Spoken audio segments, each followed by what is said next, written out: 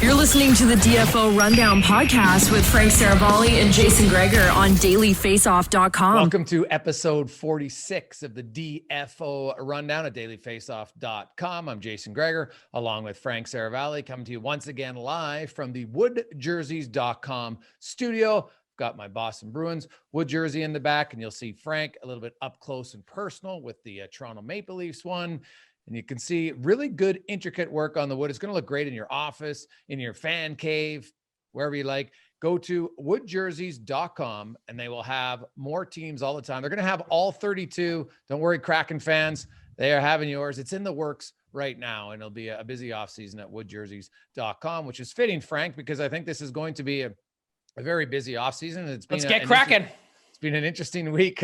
All week, of course, Duncan Keith traded to Edmonton. Then, to me, the big story is the Minnesota Wild buyout, because it's amazing to me that they basically bought out players for 1 year of savings. And then in year two, they saved like 2.3 million. But in year 3 or 4, they save a total of 300 grand to not have those players. To have dead cap space of 12.7 in 1 year and 14.7 in 2 years is like, this is unprecedented. I don't understand how that's going to encourage Kaprizov to want to sign long-term, because he's like, well, yeah, for 3 of those years, we're basically dealing with 16 to 18% less cap space than everybody else. Well, first off, the Kirill Kaprizov doesn't want to sign long-term. Yeah. He wants to sign medium-term. It's 4 or 5 year deal. It's not going to be short-term. The Wild really want 7 or 8 years. That's not going to happen. That's a total non-starter.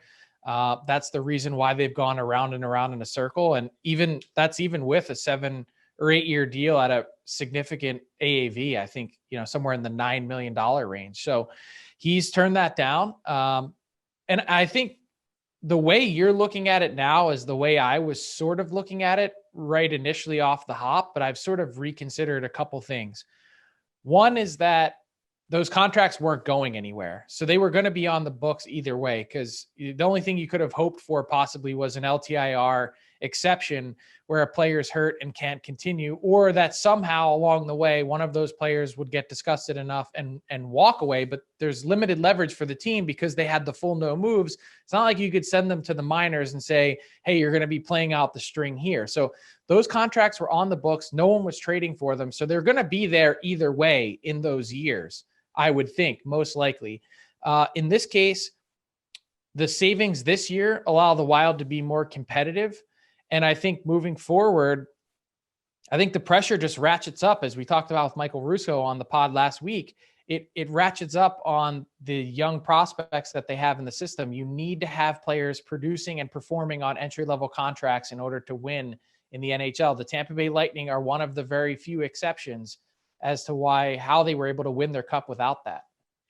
Yeah. The interesting thing, though, is if you look at the salaries, it was $6 million owed in cash this coming season, then 2, and then 1 and $1 million. And you would wonder if Zach Parise would suddenly, find an injury to not have to play for those final 2 years of that deal, right? Like, yeah, the Marian Hossa. That's exactly what happened to Marian Hossa. He got the allergy to the equipment. Yeah. But seriously, if you look at his deal and the way that it tapered off, Hossa was earning $1 million in each of those last seasons. It was like, why am I even doing this? And therefore you get the allergy. 100%. No, that's so to me, he couldn't go through a it handshake. Hey, $1 million. If you agree to do that now, we'll pay you the $6 million next season and move along from there. So to me, that's an interesting one to watch.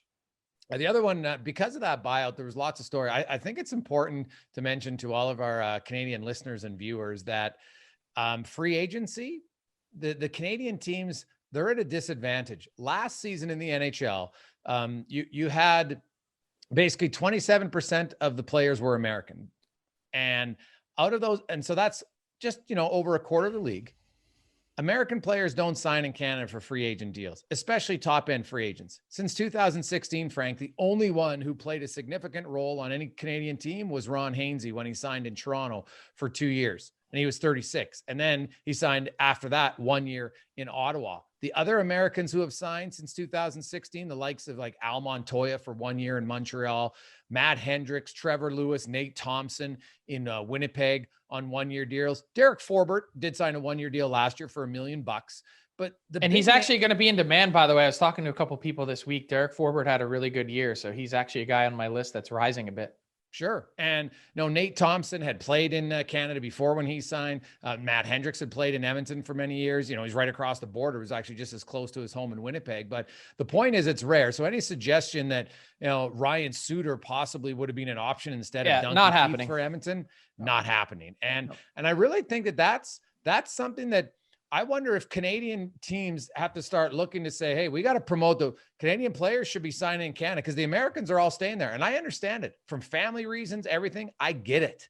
But especially this year and the way that things have played out with the border and particularly with the restrictions, everyone knowing that it's more strict in Canada, Canadians don't even want to play in Canada moving forward to sign there this summer.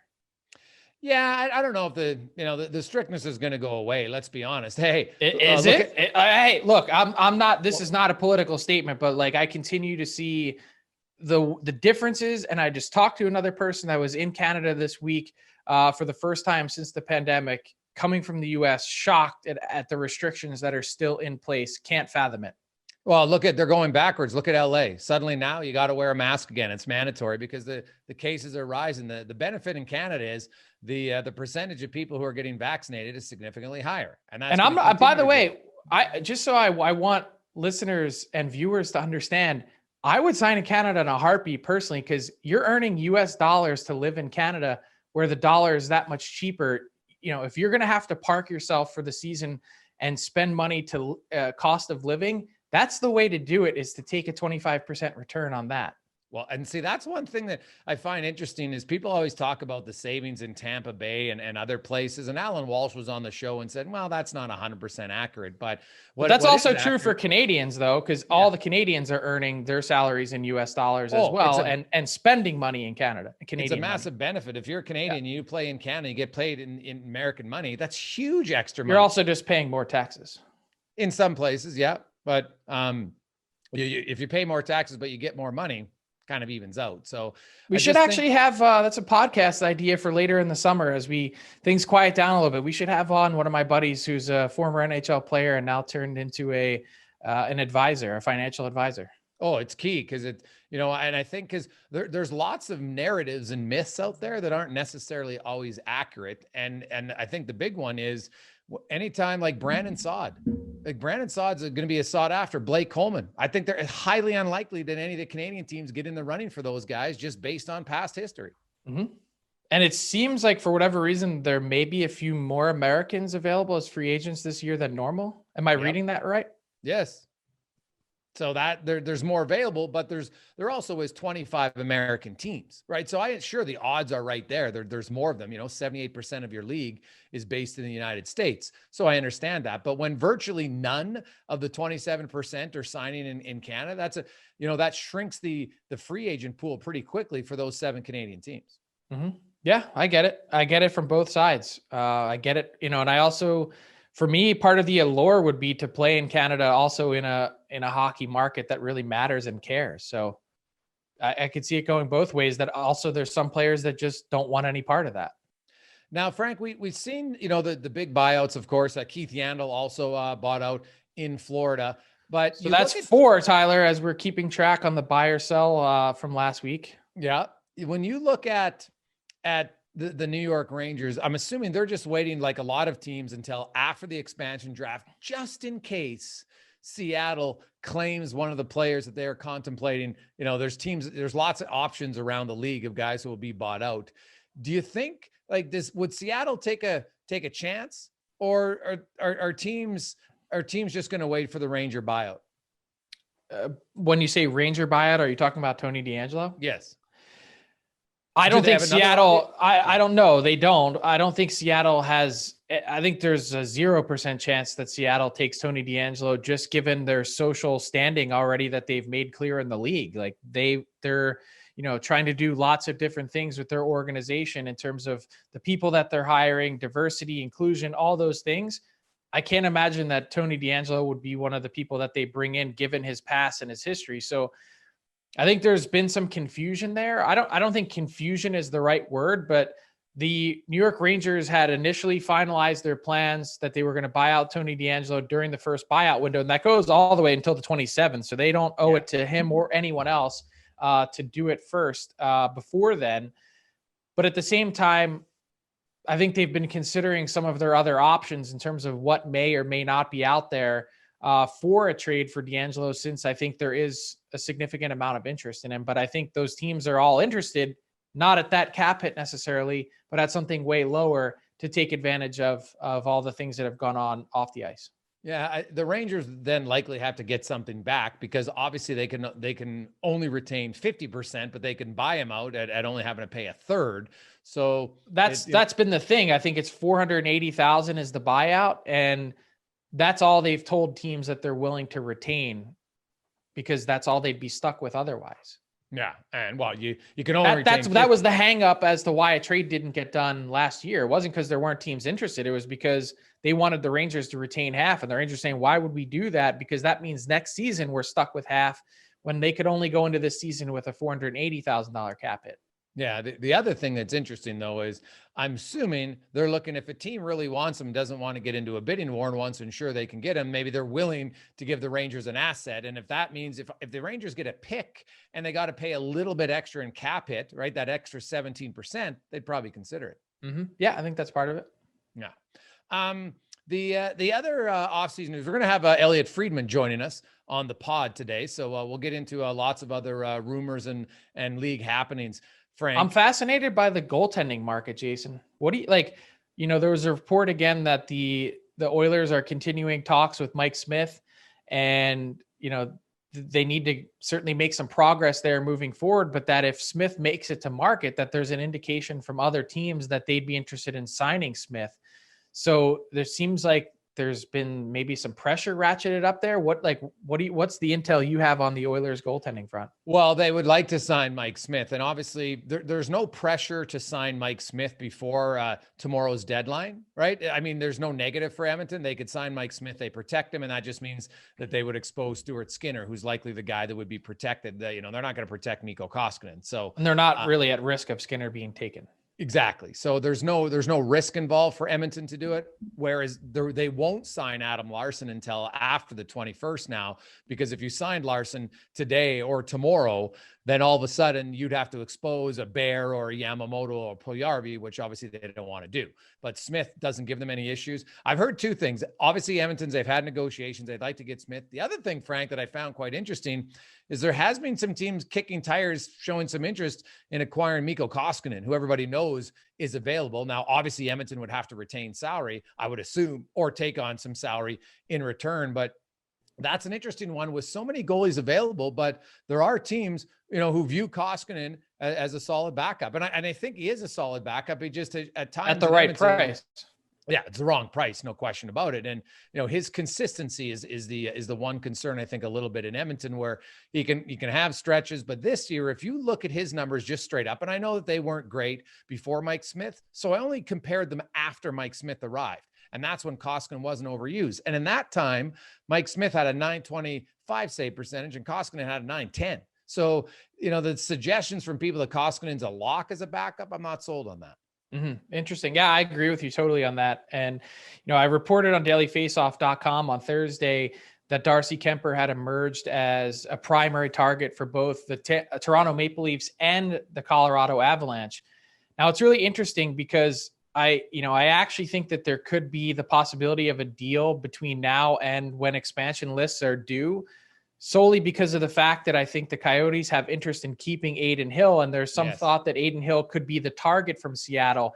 Now, much in the same way that Edmonton doesn't have any protection issues, Colorado doesn't either. They could trade for Kuemper, and he'd be the guy that they protect.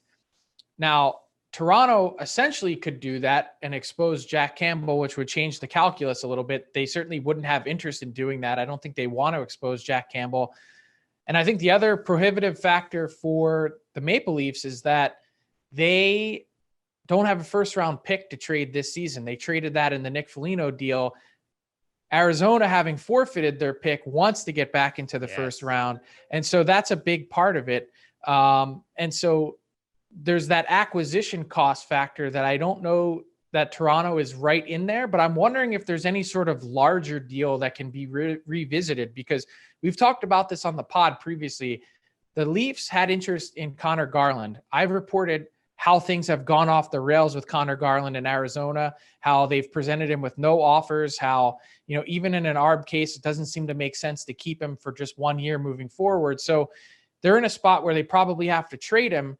Could Toronto work out some kind of package where there's pieces other than a first round pick going the other way if Kuemper is really the guy that they want? So there's lots going on there. The other part of the goaltending market as well that has such intrigue for me is the Vegas Golden Knights. What are they doing with their netminders? By the way, and this is a caveat that I actually should tweet at some point, but I learned on Thursday that as Seattle has this exclusive window to negotiate with free agents. Yeah.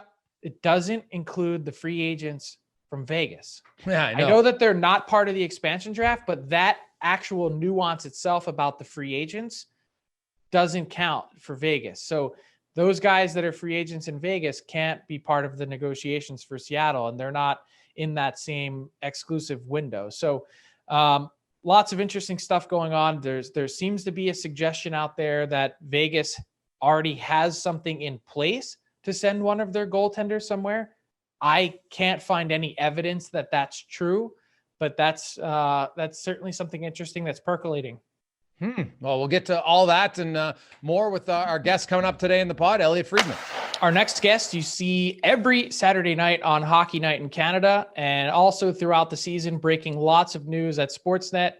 Elliotte Friedman, welcome to the DFO Rundown. Thanks a lot for joining us. My pleasure, Frankie, Jason, and Tyler, even though I know he's hidden for this particular segment at the beginning.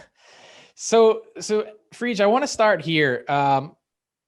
I asked this question knowing that we may ultimately get slapped for talking about it, but okay. I got to tell you that in the last 2 to 3 days, as I'm talking to people around the league, I have been floored by the amount of tampering that's going on. And I know that's a sensitive subject for the league. I know that they're not blind to the idea of it happening, but for whatever reason, it feels like to me, and I was curious if it does to you, that there is more going on this year in terms of firm conversations already, even before the expansion draft occurs, with teams and potential free agents.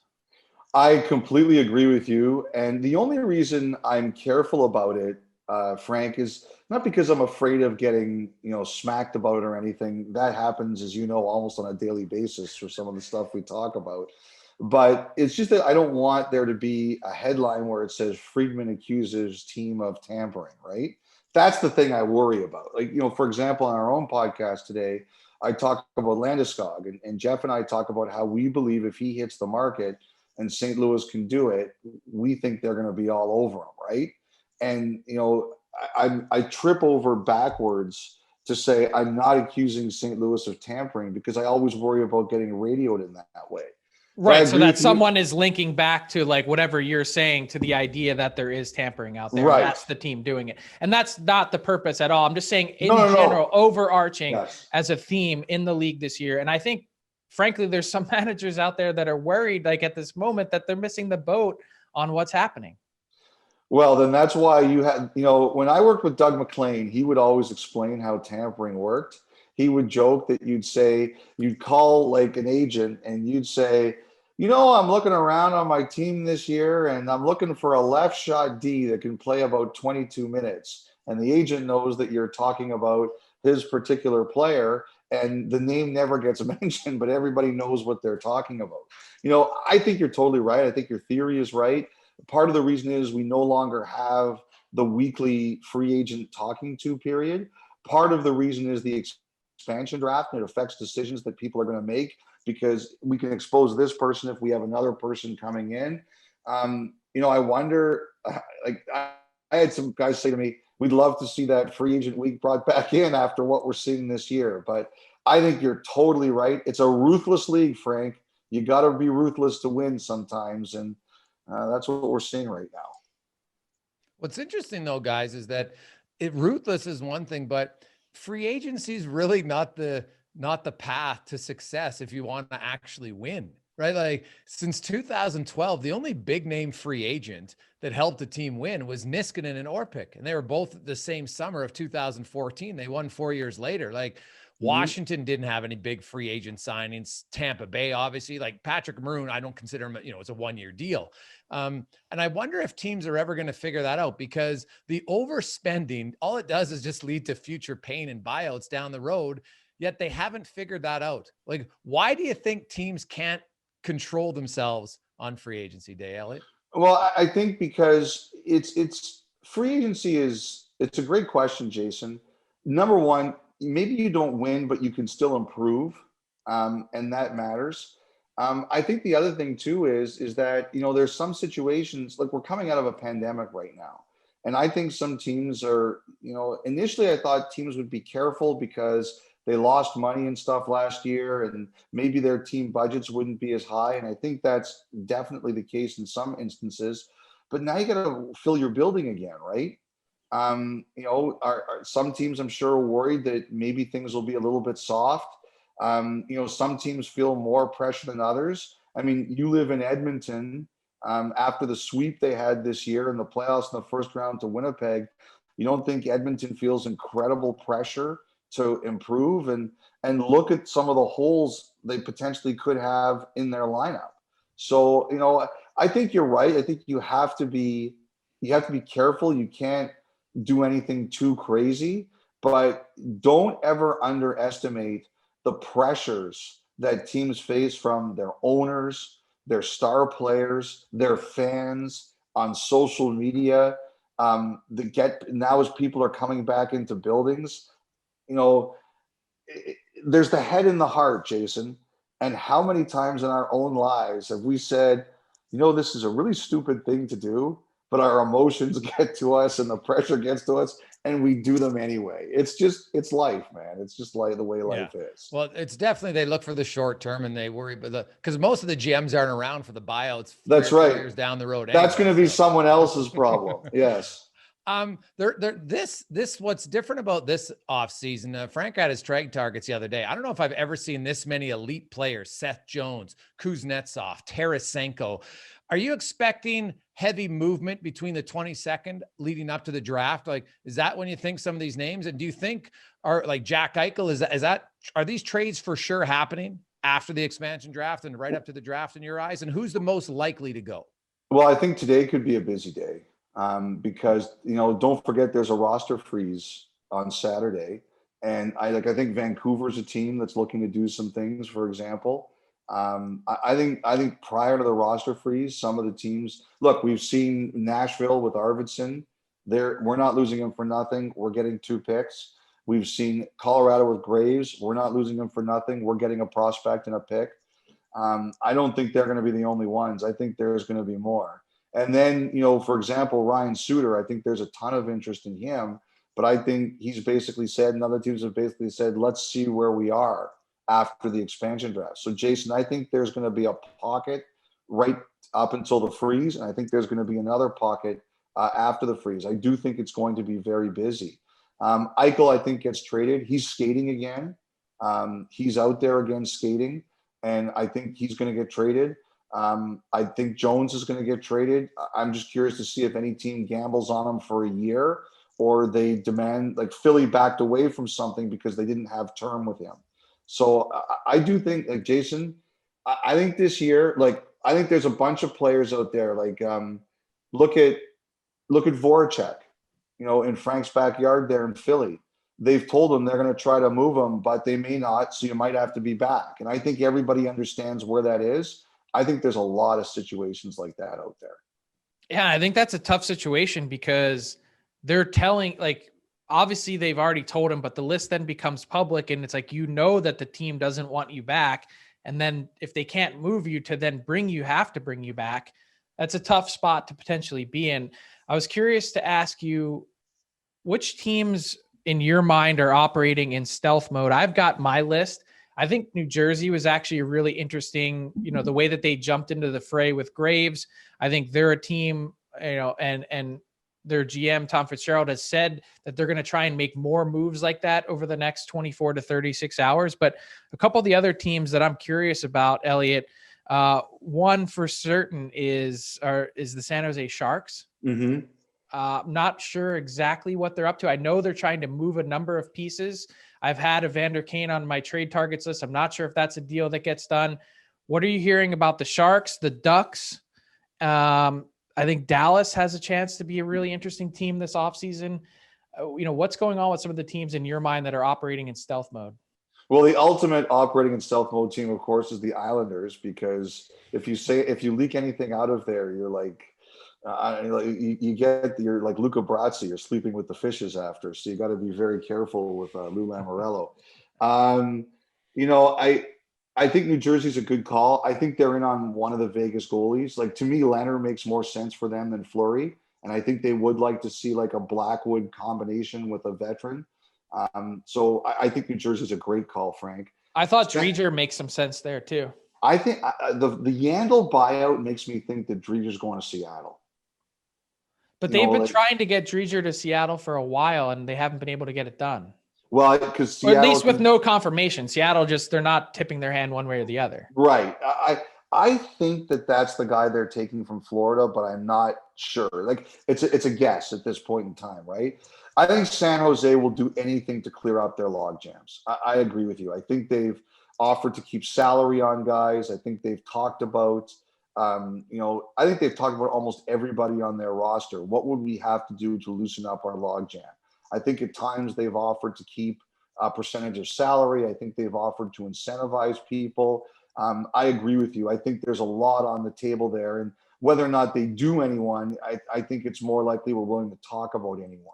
With Anaheim, I think they've been in on Eichel. I do think that, and I have to say that I think that's a place Buffalo would love to send Eichel. For one reason, he's far away, and for another, Anaheim has like a high pick this year and a couple of really good prospects. They're not giving up all of that, but if they were willing to give up a combination of that, I think there's a deal to be made there.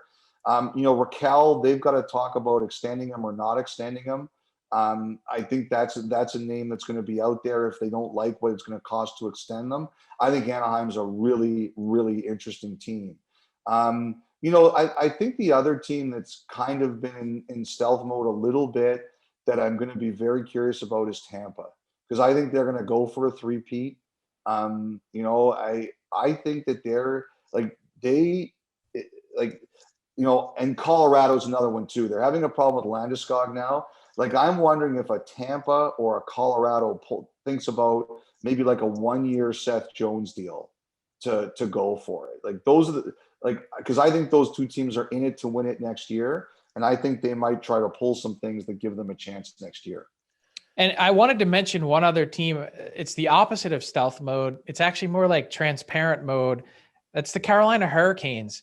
I'm told that they've basically rattled off 12 to 14 players on their roster that they'd consider moving to a number of teams.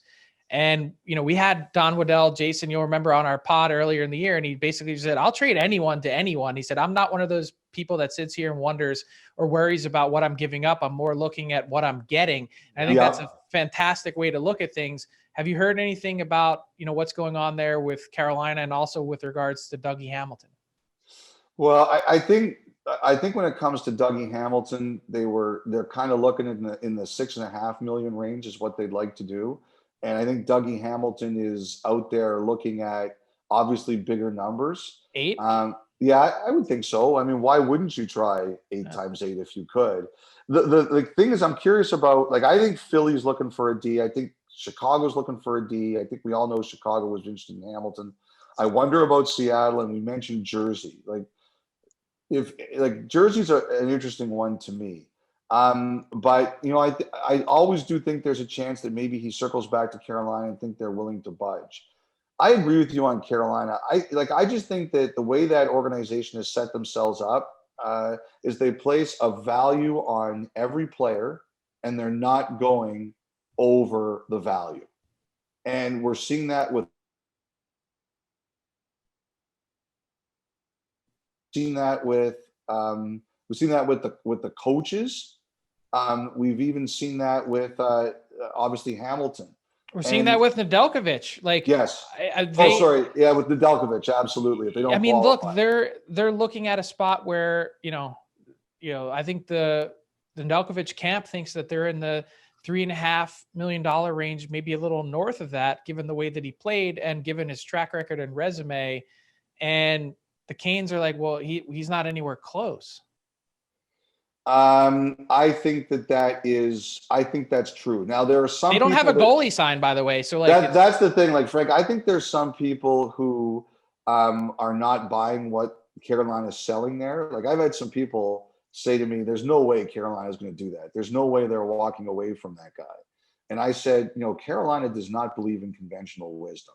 If any team would do that, they would be the team to do that. What that says to me is that if Carolina, like I hadn't heard that 12 guys thing, again, I believe it. What that says to me is that he might be big game hunting. Could they be thinking someone big out there and they're clearing room to do it? I have no question that they're big game hunting. I just don't know if they can pull it off. Like I think they were big game hunting at the deadline and they just couldn't do it. Like they were looking for that big, another right shot D to add to their mix that they just couldn't get done. Well, and that they like to think big. So I don't disagree with you, Frank. I think as long as it's someone who fits into their number, like the number has to make sense for them. Does the player's value, the salary, fit what they perceive the player's value is? That's the way Carolina thinks. And Jay, you can hop in. My thing is, I always wonder, and look, this isn't a knock on anything that Carolina has done. Like, I think the way that they've built that team has been so interesting. It's like the new sort of NHL and the way a lot of teams probably should be looking. And when I say this, agents aren't paying me to say it, but is what their view of the market is disconnected from reality at times. And I think it's fine to just set a number and say, look, if it's beyond this, we're comfortable with you leaving. Full marks, no issue. It just is their number rooted in reality to the market. What they look at it as based on comps, what they see as that player being worth. Like I've heard, like one thing I've heard with Fogle is, I just heard they're not close. Now one of the things I also heard was when the word got out, and I think you were the first one to report it, Frank, that Fogle was available. I heard they got a lot of calls. I would have to say that they got a lot of calls on him. And I think it actually made Carolina wonder, are we missing something based on all of the interest that Fogle is getting? That's what I ask myself every day with everything I do. What am I missing here? But I think that what's happened is they still can't necessarily make a deal. So I think he's most likely getting moved. And I think there's a lot of interest on him.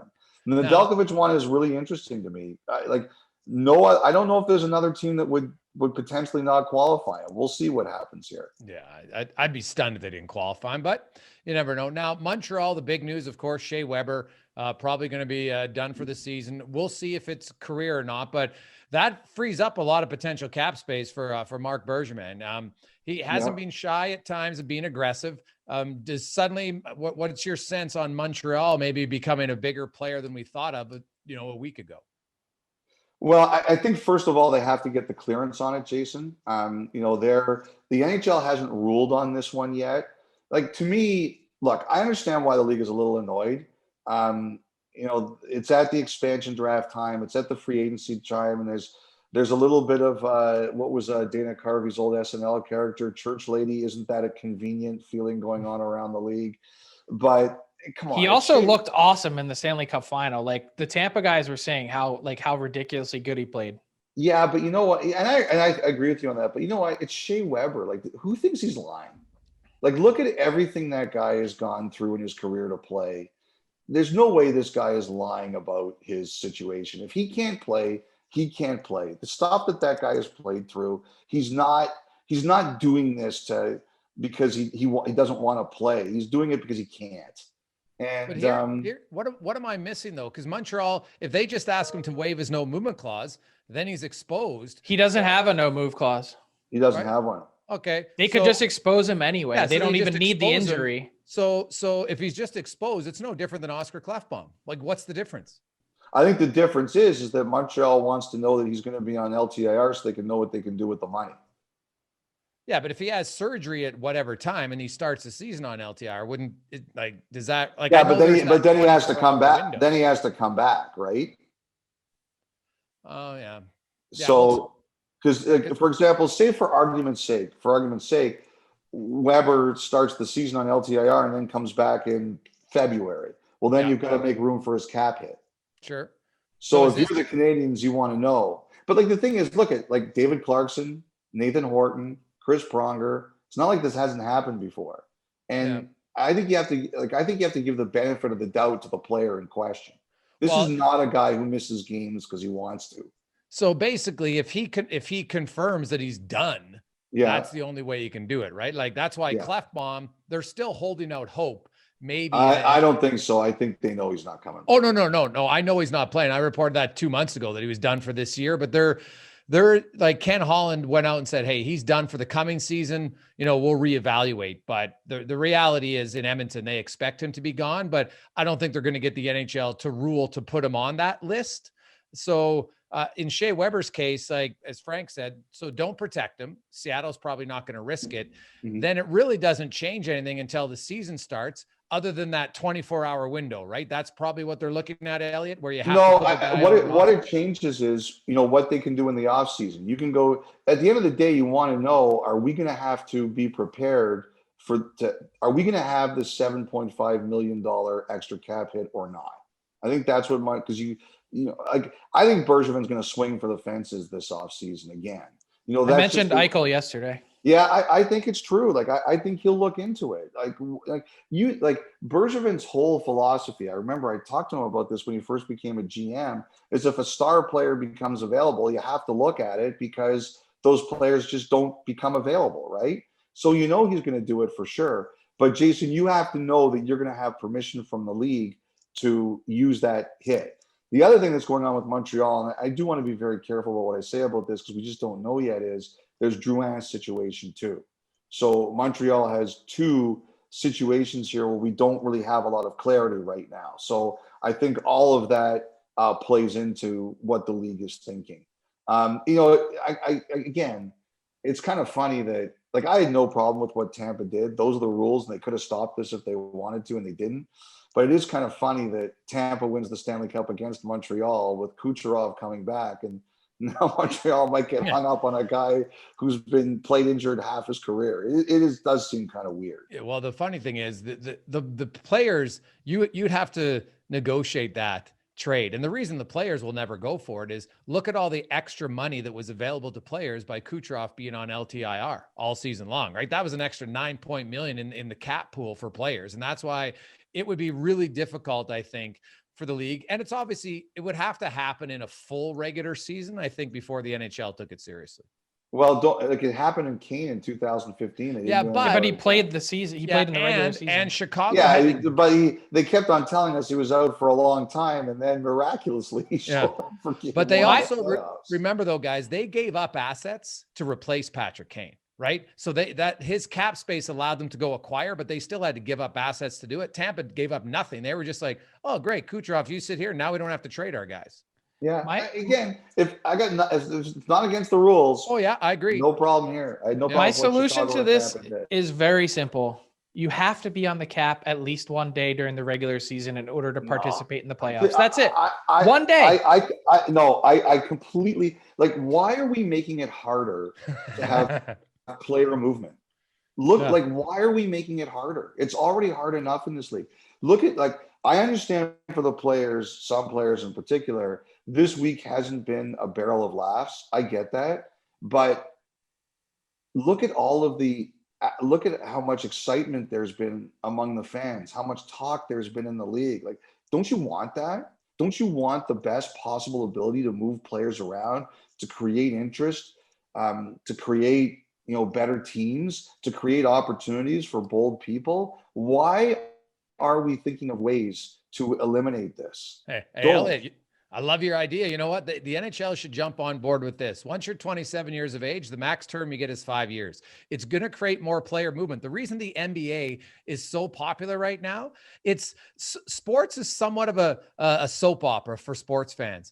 And well, yeah, it's difficult for players to move around, but it's like anything. Once they learn and they adapt to the fact that, hey, I'm only going to be there for 5 years, maybe it's better. And if there's the potential of more player movement every year in the off season, that's better for your league when it comes to people talking about it. It's a little bit of a concern for players, and that's valid. I understand that, but they get compensated very heavily for it. And if that's the worst thing that happens, the players, and the other thing is there would actually be more money for the average player in the league because there wouldn't be a lot of dead cap space from buyouts when it would be shorter terms. You know, all of this is, I mean, if they bargain for it and that's what they want, yeah. I'm all for it. I'm all for anything that creates player movement because there's. You like chaos. No, you like chaos. Like I'm not even on the same planet as you. But there's two things fans love more than anything else: games and player movement. So why not create that? Create it. All right. Speaking of chaos, let's play a little buy or sell. Okay.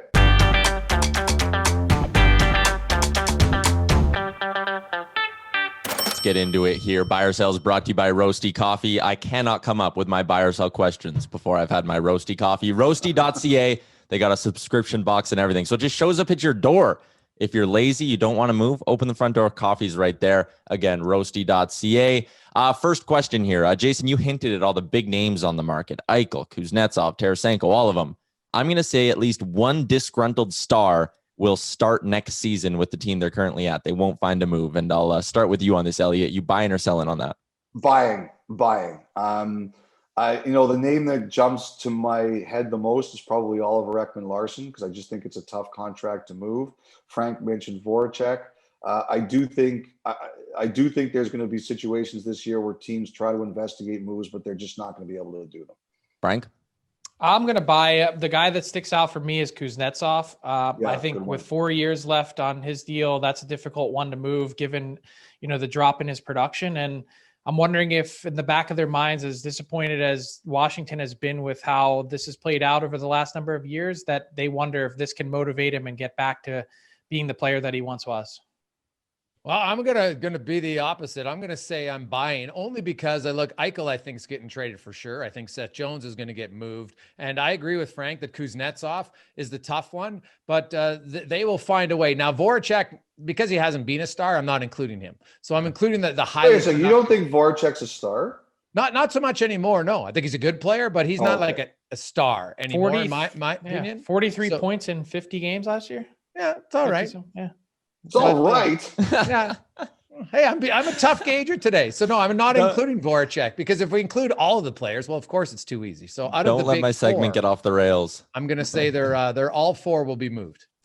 All right, we're going to keep moving on here. Talk about Landeskog hitting the open market. Dougie Hamilton's another big name. Despite the fact that they're both very good players, I'm going to say no free agent gets an $8 million AAV. That will be the cutoff line. They'll all come in below it. I'll flip the order. Jason, you buying or selling? Well, last year, Taylor Hall and Pietrangelo got 8+.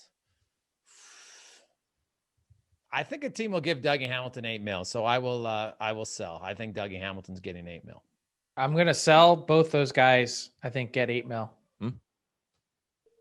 That's a great question. Thank you.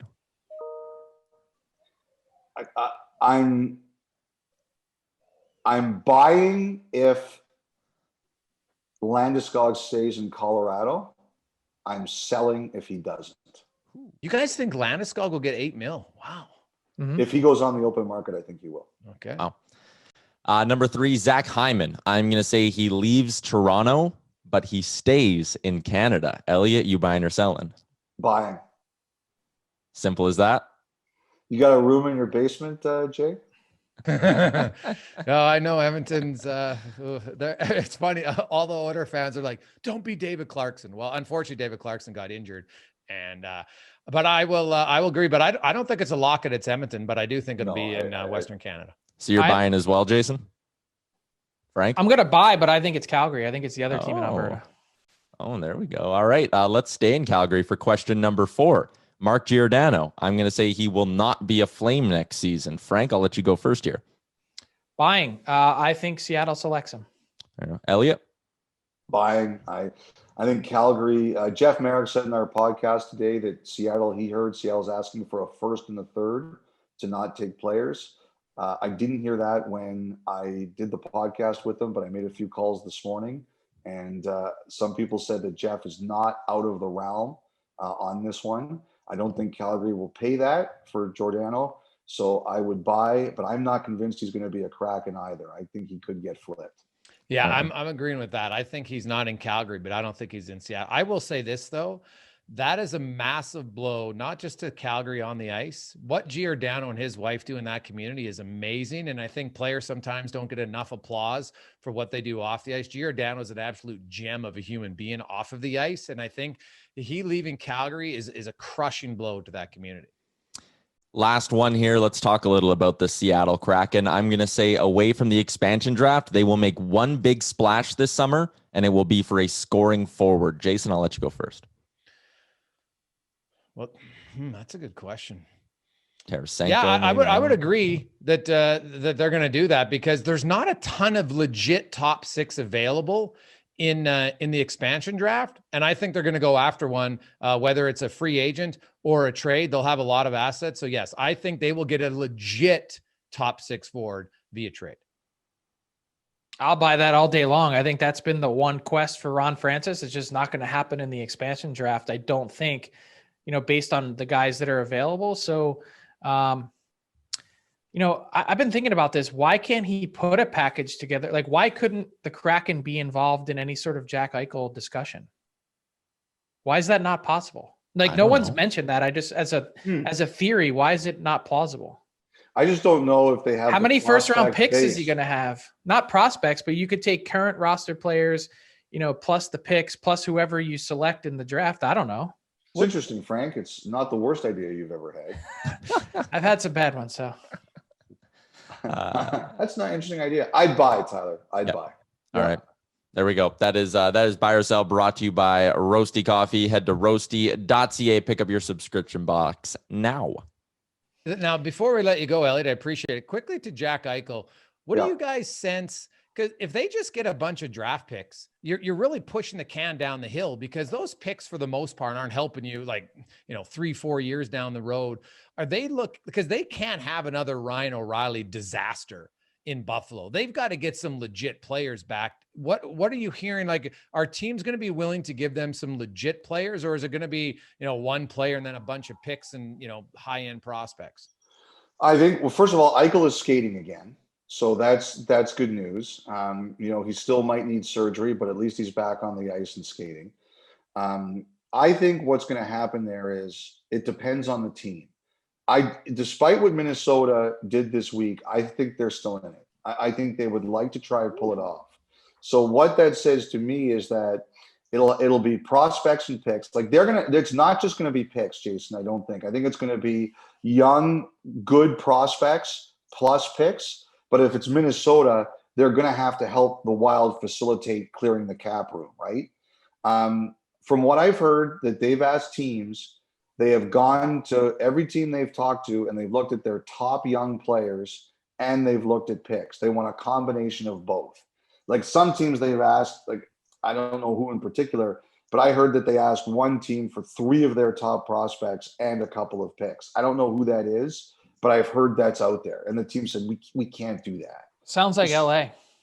LA would fit, but I don't know. I've gotten really mixed. I don't know what you've heard, Frank. I've gotten really mixed reports on LA and Eichel. I've heard sometimes people say no, other times people say they've kind of just looked into it. My indication is that they're interested, but they're not willing to give their upper echelon prospects. It's not going to be the Byfields that are going to be going. It's more going to be guys further down on their list. And I think that just hasn't been as enticing for Buffalo. That makes a lot of sense, actually. So, but I think that's what it is. Sorry, Jason. I think that's what it is. I think it's top prospects and picks. And if we have to facilitate a player like Minnesota would, they would do that too, if it's the best deal. Very interesting. It's all going to be interesting over the next couple of weeks. Elliotte, we really appreciate your time. Thanks a lot for joining us. All right. My pleasure, guys.